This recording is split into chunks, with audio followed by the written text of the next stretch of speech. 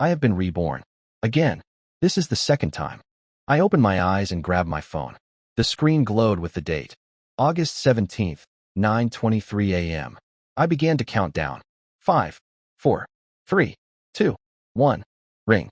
The phone chimed, perfectly on schedule. The caller ID read Monica Wu.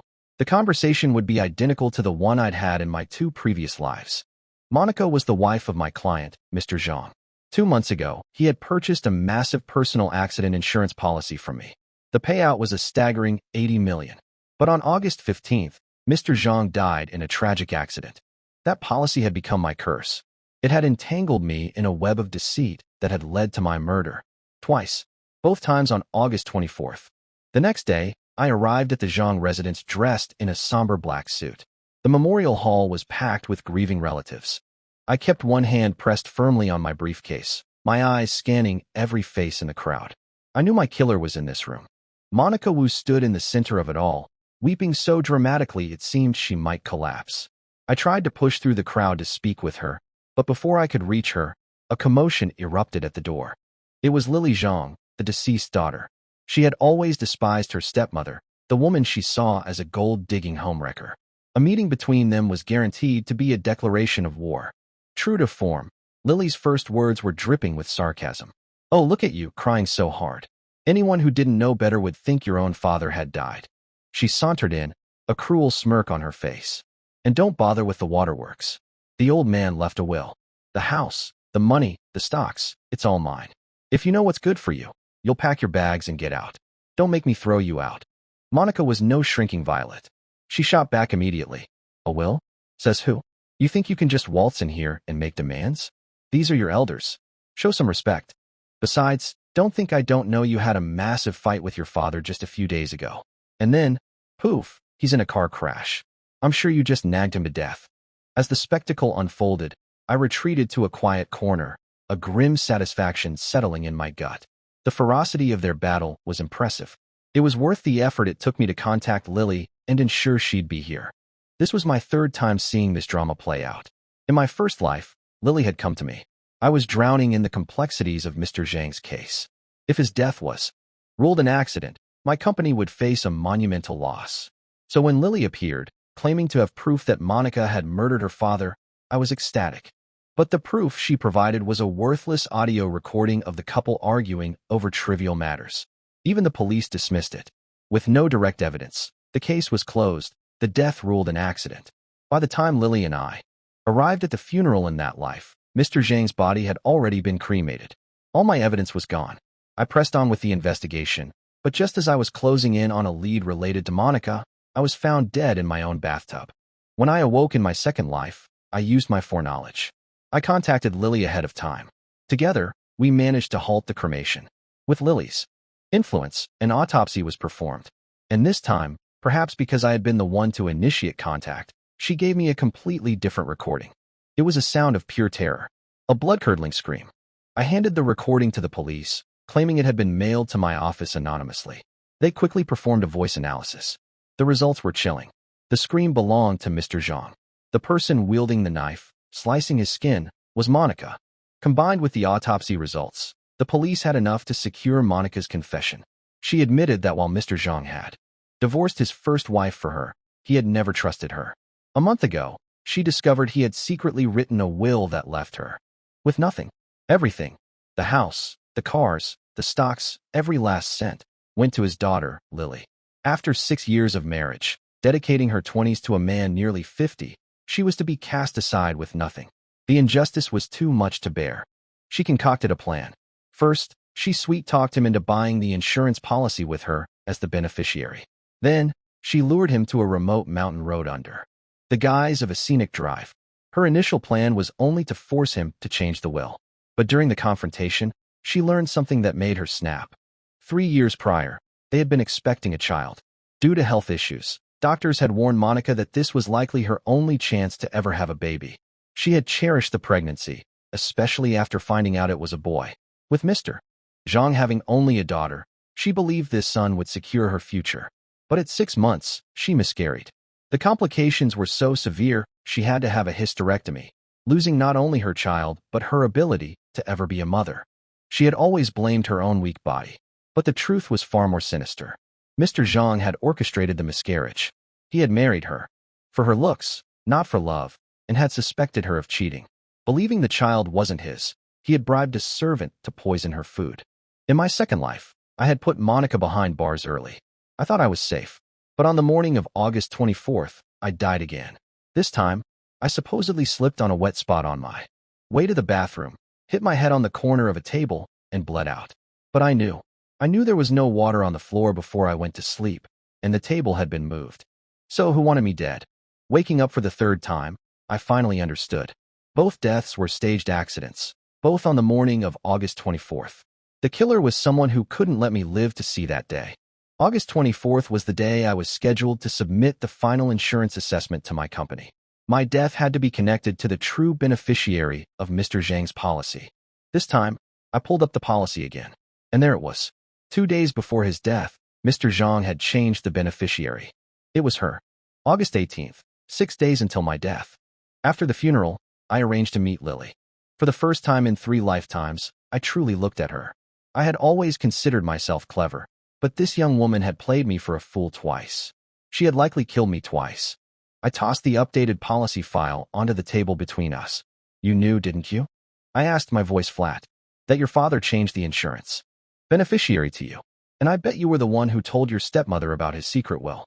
He was still your father, Lily. That was a cold move. She looked at me with genuine confusion, as if she didn't understand a word I was saying. She picked up the file. Impossible. That bastard would never make me the beneficiary of anything. And like you said, he was my father. Do you really think I conspire to have him killed for money? I gave a cold laugh and threw a second file on the table, a report from a private investigator. Your relationship was terrible, wasn't it? My information says he started cheating on your mother when you were 12. She was pregnant. At the time, the shock sent her into premature labor. She hemorrhaged, almost died. And you're telling me you weren't involved? Lily, who had been looking down, suddenly lifted her head and smiled. It was a smile without a trace of warmth. Ethan, you're smart, but you're also an idiot. You hired a PI, but you didn't dig deep enough. My father was a misogynist pig. From the day I was born, he resented me for not being a boy. He forced my mother to drink disgusting remedies to conceive a son, lizards, toads, you name it. My mother endured it all for me. Then the old bastard had the nerve to cheat. That thing. I wouldn't dirty my hands killing him. It wouldn't be worth it. She stood up, her gaze steady. My life is good now. I don't need his money. The houses, the stocks, my mother helped him build that empire. They rightfully belong to us. So yes, I'll fight for them. But that insurance policy has nothing to do with me.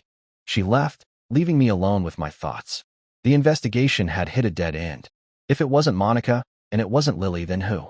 On my way back to the office, as I passed a residential building, a flower pot plummeted from the sky. I woke up in a hospital bed. My wife, Helen, was by my side, her eyes red and swollen with worry. A pang of guilt hit me. Helen, don't cry. I'm okay. Oh, Ethan, you're finally awake. I was so scared. I'll get the doctor.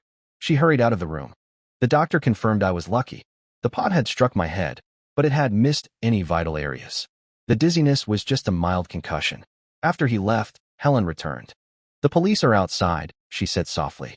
They said it was a case of an object falling from a height, and they need to investigate. I'll let them in. As she left, my mind raced. I had assumed the attempts on my life were about the insurance money, which led me to Monica and Lily. But my second life proved Monica wasn't my killer, and Lily knew nothing about the policy. The insurance wasn't the point. My death was. The police came in.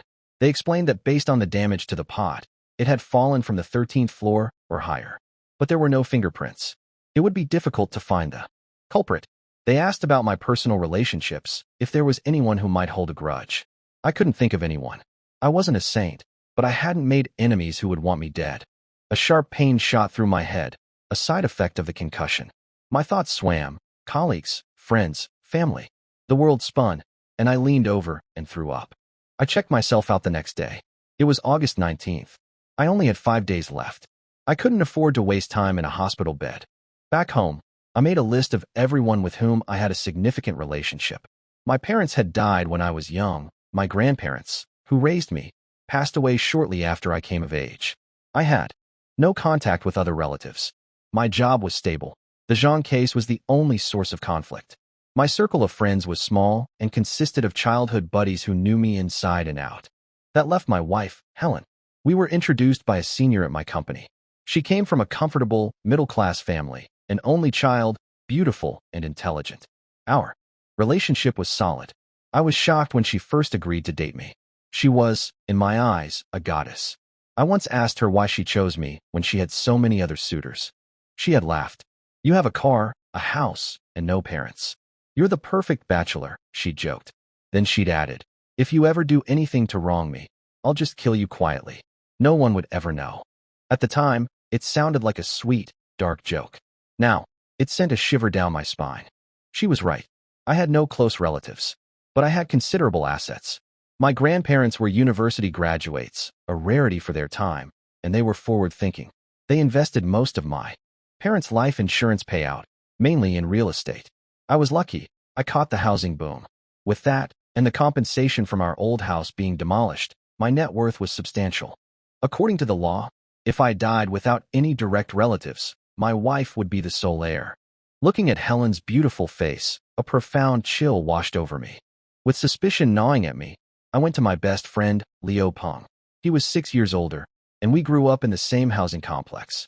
Our circumstances were similar. My parents were dead, his were divorced. We were both raised by our grandparents. Our shared history forged a bond stronger than blood. If anyone in this world wouldn't betray me, it was him. I told him everything I suspected about Helen, leaving out the part about being reborn. It wasn't that I didn't trust him. It was just too unbelievable, and I didn't have time to waste on explanations. When I finished, his face was grim. "Ethan," he said, his voice heavy, "there's something I probably should have told you." He hesitated. "I didn't want to cause trouble, but now, I think you need to know. Leo, we're brothers. You can tell me anything." He sighed deeply. "Your wife, she tried to seduce me. It happened the first time I introduced them. Under the table, Helen had brushed her leg against his. He thought it was an accident, but it happened again on subsequent meetings. He had no proof and was afraid of destroying our friendship, so he just started to distance himself from us. Rage, hot and blinding, consumed me. We had only been dating for 3 months at that point. I had trusted her, wanted her to meet the man I considered my brother. And all along, she was trying to cheat on me. If I had only suspected her before, I was now certain. If she could do that so early in our relationship, who knew what she'd been up to during our marriage? I needed to see it with my own eyes. Today was Helen's day off. I told her I was going out with Leo and would be back late. If she had a lover, today was the perfect opportunity for them to meet. I asked Leo to watch our apartment building while I waited in a nearby cafe. My hands trembled around my coffee cup, my heart a battlefield of hope and dread. I wanted to be wrong, but I also desperately needed an answer. Finally, my phone rang. It was Leo. 3 minutes ago, Helen had brought a strange man into our home. The day I confirmed that the woman I loved wanted me dead was August 20th. I had 4 days left. I raced home and threw open the door. There she was, with a man I didn't recognize. He looked flustered at my sudden appearance and quickly made his exit. "What the hell is going on, Helen?" I demanded. She turned on me, her eyes flashing with anger. "Are you insane, Ethan? He's a social worker from the community office. We've been together for 3 years. And you accuse me of cheating? My parents didn't even want us to be together in the first place. If I wanted someone else, why would I have married you?" She stormed into the bedroom and started packing a suitcase. As she tried to leave, I blocked her path. "I know you look down on me," I said, my voice shaking with suppressed fury. "You think I'm just some parentless nobody with a dead-end job. But I will not be made a fool of. You can leave, but you're going to explain this first. If you can't, we're getting a divorce tomorrow." She slapped me hard. "Divorce? Fine. I'm done with you, Ethan. Let's get a divorce. Civil Affairs Bureau, 8 a.m. tomorrow. Be there." After she left, I met Leo again. He tried to console me. "Plenty of fish in the sea, brother." I sighed, the anger giving way to a hollow ache. "I know, Leo, but she betrayed me. I can't just let it go." Leo looked at me, a strange hesitation in his eyes. "What is it, man? Just say it." "I have an idea," he said slowly. "It's probably stupid, but have you considered forgiving her? Not getting the divorce?" I stared at him, stunned into silence. My mind was a whirlwind of pain and confusion. He sighed. "Look, I know you're hurting, but maybe you should think things through before you make a decision you'll regret." I nodded numbly, though my heart was in turmoil. The next morning, I got dressed and went to the Civil Affairs Bureau. On the drive there, I expected to feel rage, sorrow. Instead, a strange calm settled over me. I began to piece it all together. My wife, Helen, was cheating on me. She coveted my money and property, so she couldn't divorce me. But she didn't want me around as her husband either. The solution? Kill me. But the police weren't stupid. As the primary beneficiary of my death, she would be the first suspect. So, my death had to be a flawless accident. In my first life, an electrical fault in the bathroom. In my second, a fatal slip and fall. This time, the falling flower pot was meant to finish the job. But I had gotten lucky. Now, I had the upper hand. I knew about her infidelity. If I could just finalize this divorce, her motive to kill me would disappear. I would break the cycle. I would live. But I never made it. On August 21st, with 3 days left until my fated death, my car slammed into a tree. When I regained consciousness, I didn't know the date, but a deep instinct told me it was the night of August 23rd. I was in a hospital bed. The air smelled of disinfectant. The room was dark and silent. A faint sound. A whisper of movement. I threw myself to the left. A split second later, the air beside my ear hissed as something sharp sliced down where my head had just been. A man's voice swore in the darkness. "You're awake." My blood ran cold. It was him. "Leo," I whispered, my voice hoarse. "You're trying to kill me." The figure in the dark was indeed Leo, the man I considered my brother. In his hand, something glinted in the faint light from the medical equipment. A knife. The desire to kill me was real. My left leg was injured. I couldn't move. The blade was coming for me again. "Leo, wait," I shouted. His arm paused. "Ethan, I didn't want you to know. But since you're awake, don't blame me for being ruthless. You can kill me easily," I said, trying to keep my voice steady. "But at least let me die knowing why. You owe me that." I knew Leo. He was arrogant. With such a physical advantage, he wouldn't be able to resist the chance to gloat. He lowered the knife. In the gloom, I couldn't see his face, but I could feel the contempt radiating from him. He pressed his foot down hard on my injured leg. I grunted in pain as I felt a warm wetness spread through the bandage. The wound had reopened. "Ethan," he began, his voice dripping with venom. "For so many years, I've been holding my breath. Tonight, I can finally exhale. Why? Why did you get to have such a happy life? We were both kids without parents. So why did you get everything? Why did your parents leave you a fortune while mine left me with nothing? They both started new families and forgot I even existed." His voice grew louder, more unhinged. "My father. He's so rich, but he wouldn't spare a dime for me. When I was 13, I had to beg him for tuition money. It was the middle of winter, and I was wearing a single thin shirt. They left me outside in the cold. His little brat of a son called me a beggar and told me to bark like a dog. And my mother, that bitch. So what if my dad hit her? Couldn't she have endured it for me?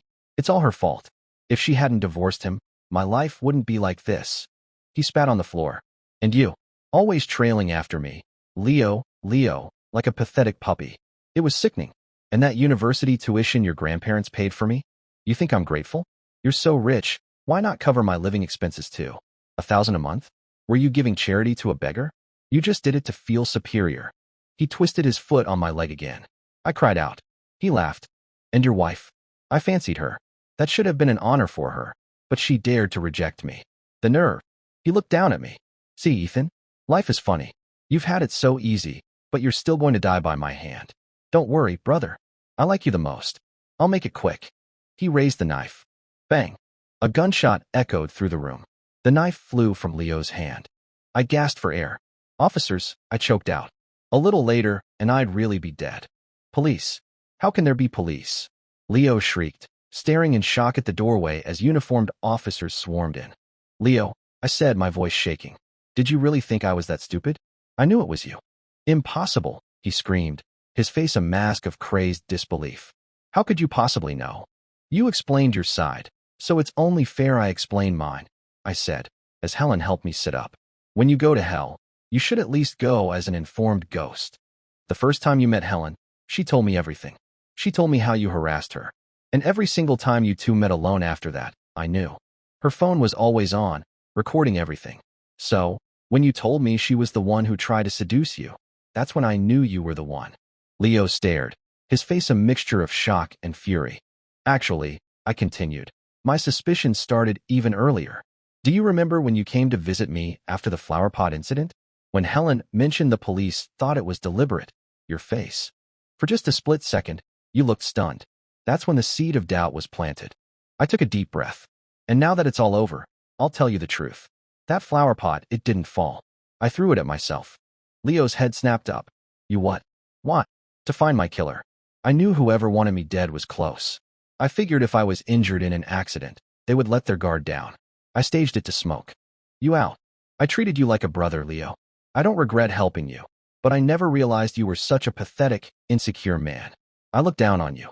My words seemed to ignite him. He thrashed against the officers holding him.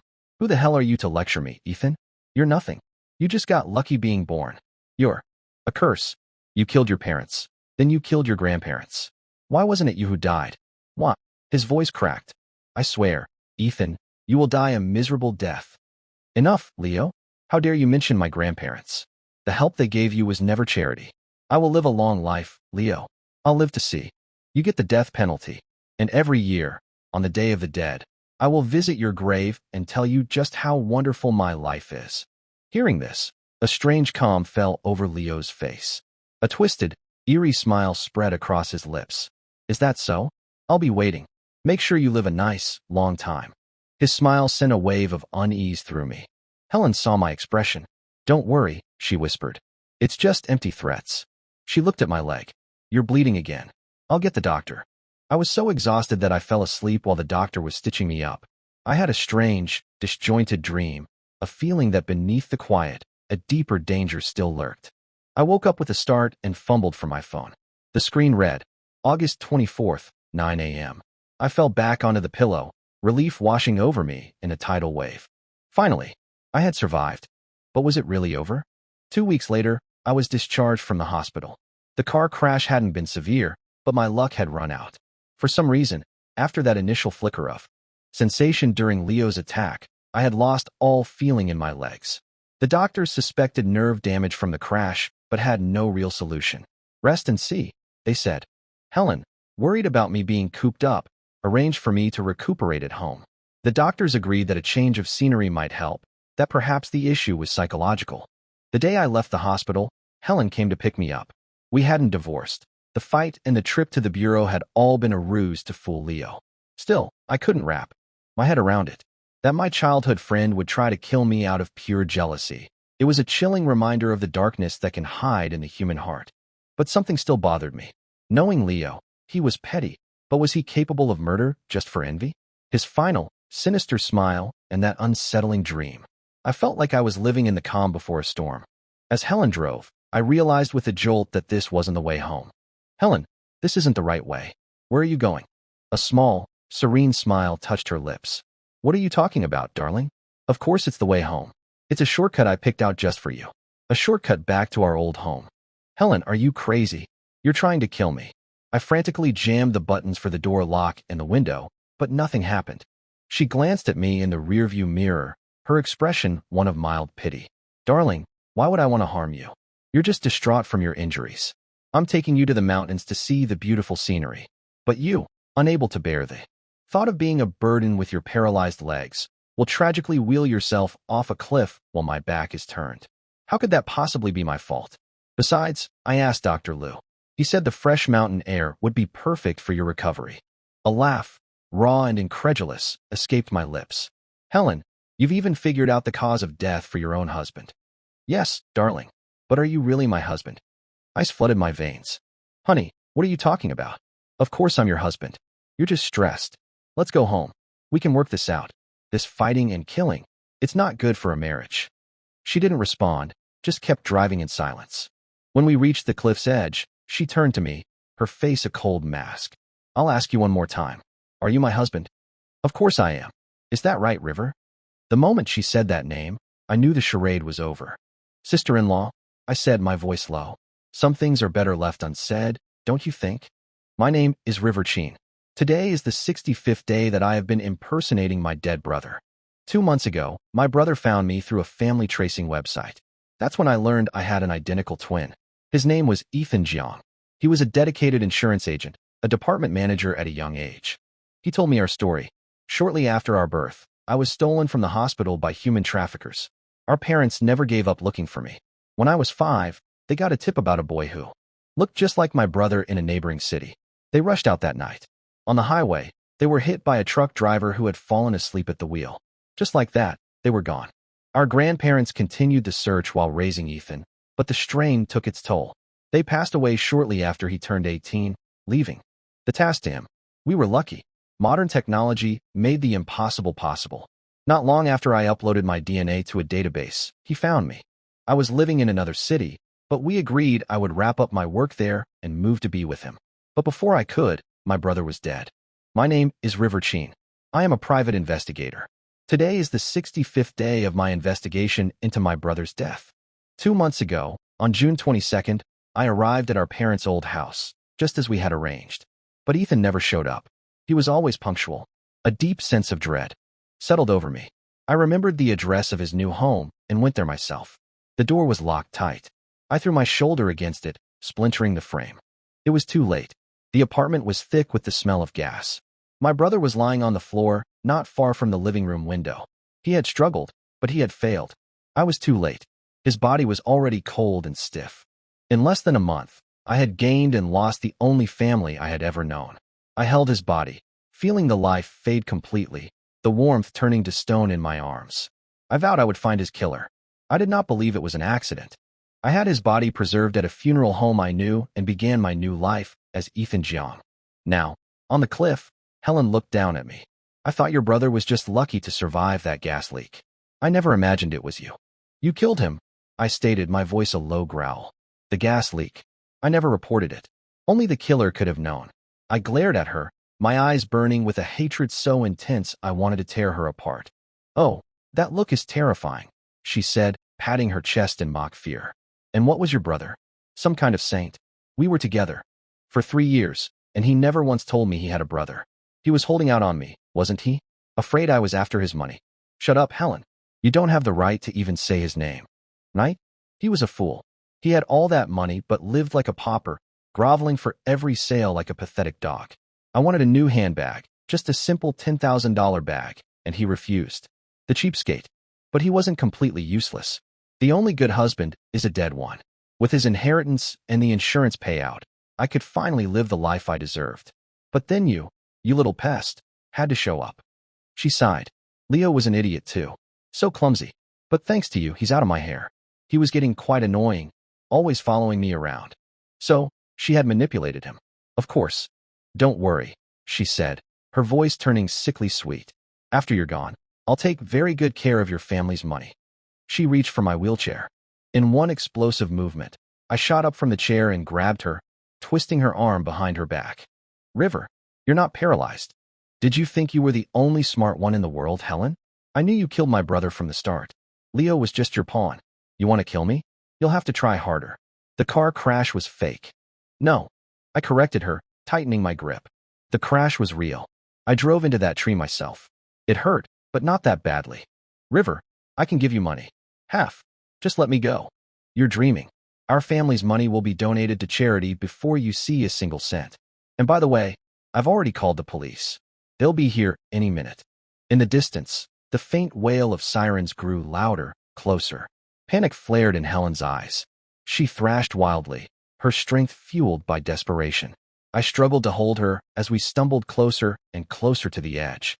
When the police arrived, we were teetering on the precipice. They shouted, afraid to approach. Suddenly, Helen's foot slipped on the loose gravel. With a final, piercing scream, she was gone. An officer lunged forward and grabbed me, pulling me back from the brink. They sat me in the back of a patrol car, my legs trembling. The lead detective asked me what she said at the end. I told him she was just spouting nonsense. After they left, I pulled a large blanket over my head, and, in the darkness, I smiled. Happy trails on your road to hell, Helen. If there's a next time, I'll be sure to let go again. At the end of the month, I quit my job at the insurance company. I went to the cemetery on the outskirts of the city, where the only people I had ever been connected to by blood now lay. I was going to burn Leo's sentencing report and Helen's case file for them. I was going to stay with them for a while. Over the past few weeks, I had arranged to have my grandparents' and parents' graves moved together. My brother's ashes were interred beside them. I traced the name on his tombstone. It read, Riverchin. Hello, everyone. My name is Ethan Jiang. This is my third life, and I have finally survived. I have a brother. His name is Riverchin. He was stolen at birth, and our family spent over 20 years looking for him. We finally found him this May. But then, I lost him again. The biggest regret of my life is that I went on a business trip on June 20th and left my brother waiting for me, all alone.